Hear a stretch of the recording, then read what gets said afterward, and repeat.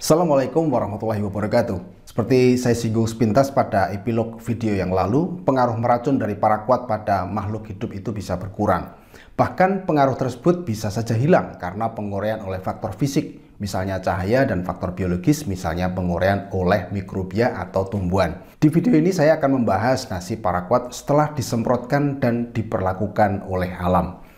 Setidaknya ada 3 proses alamiah yang bisa menurunkan atau menghilangkan atau membuat senyawa ini tidak aktif, yaitu pengikatan oleh tanah, penguraian atau pemecahan oleh sinar ultraviolet, dan penguraian oleh mikrobia dan tumbuhan. Mari kita bahas dulu proses yang pertama. Ketika keluar dari lubang nozzle, tidak semua partikel paraquat itu jatuh atau melekat pada permukaan tumbuhan target. Sebagian akan jatuh ke tanah. Partikel yang jatuh ke tanah tadi, sebagian besar, kira-kira 99%-nya, itu akan terikat pada partikel tanah.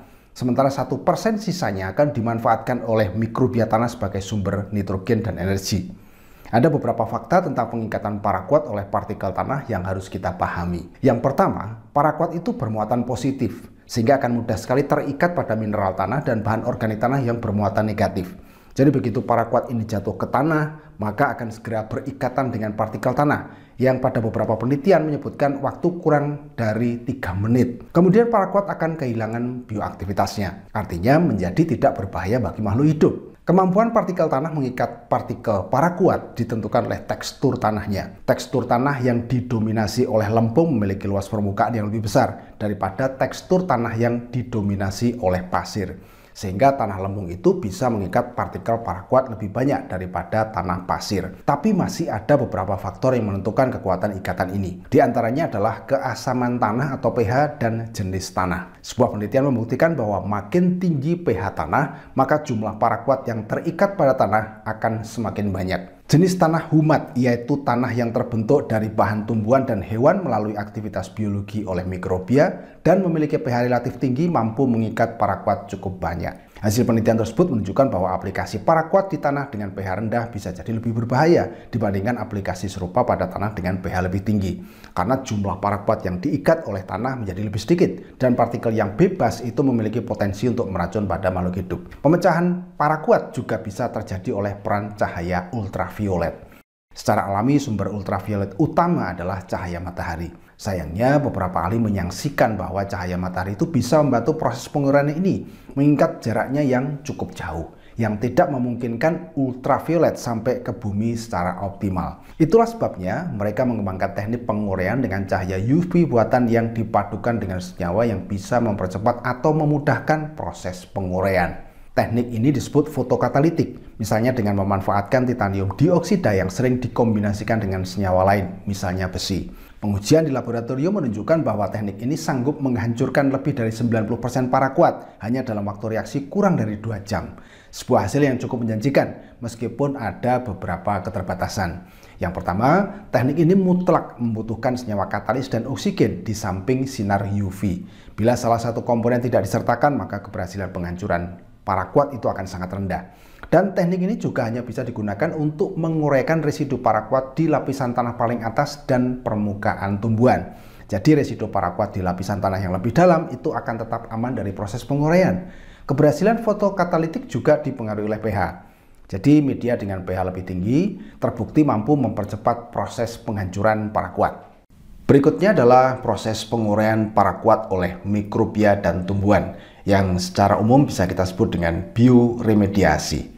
Mula-mula manusia menemukan bahwa beberapa jenis bakteri dan jamur itu sanggup hidup pada lingkungan yang terkontaminasi oleh paraquat. Kemudian penelitian selanjutnya menunjukkan bahwa mikrobia tersebut ternyata justru memanfaatkan paraquat itu sebagai sumber nitrogen dan karbon, yang artinya juga sanggup menguraikan paraquat secara biologis. Maka manusia kemudian mencoba memanfaatkan kemampuan mikroba ini untuk membersihkan residu paraquat. Penelitian-penelitian yang dilakukan di laboratorium menunjukkan kemampuan menakjubkan dari bakteri dan jamur ini.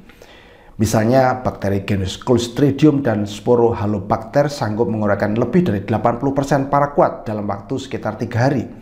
Namun para ahli juga menunjukkan bahwa ada kondisi tertentu yang menentukan kecepatan penguraian tadi, termasuk faktor suhu, pH, konsentrasi paraquat, keberadaan bahan penguat proses, dan kemampuan penguraian yang khas dari mikrobia. Contohnya bakteri Pseudomonas putida itu sanggup menguraikan paraquat dengan kecepatan hampir 70 mg per liter jika ditambahkan arang aktif selama 3 hari perlakuan.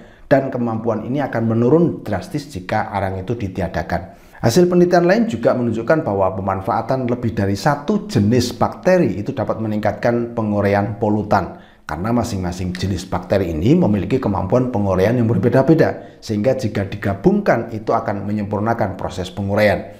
Misalnya campuran 4 bakteri ini sanggup menguraikan 97% paraquat dengan dosis 100 mg per liter hanya dalam waktu 7 hari.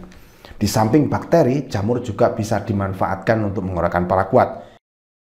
Kemudian para ahli juga menemukan bahwa beberapa jenis tumbuhan sanggup untuk menguraikan atau menonaktifkan polutan, termasuk herbisida. Beberapa tumbuhan diantaranya Sesbania africa, bunga matahari, bunga marigold, dan kacang tunggak ternyata bisa menguraikan paraquat dengan hasil yang cukup baik. Penelitian selanjutnya juga menemukan bahwa penambahan beberapa bakteri itu dapat meningkatkan kemampuan penguraian itu secara nyata. Penjelasannya, akar tumbuhan itu akan mengeluarkan senyawa-senyawa termasuk nutrisi, enzim, suplemen, dan lain-lain yang dapat dimanfaatkan oleh mikrobia untuk menguraikan senyawa polutan. Dibandingkan dengan teknik penguraian paraquat yang lain, teknik bioremediasi ini dianggap lebih efektif, lebih murah, dan juga ramah lingkungan.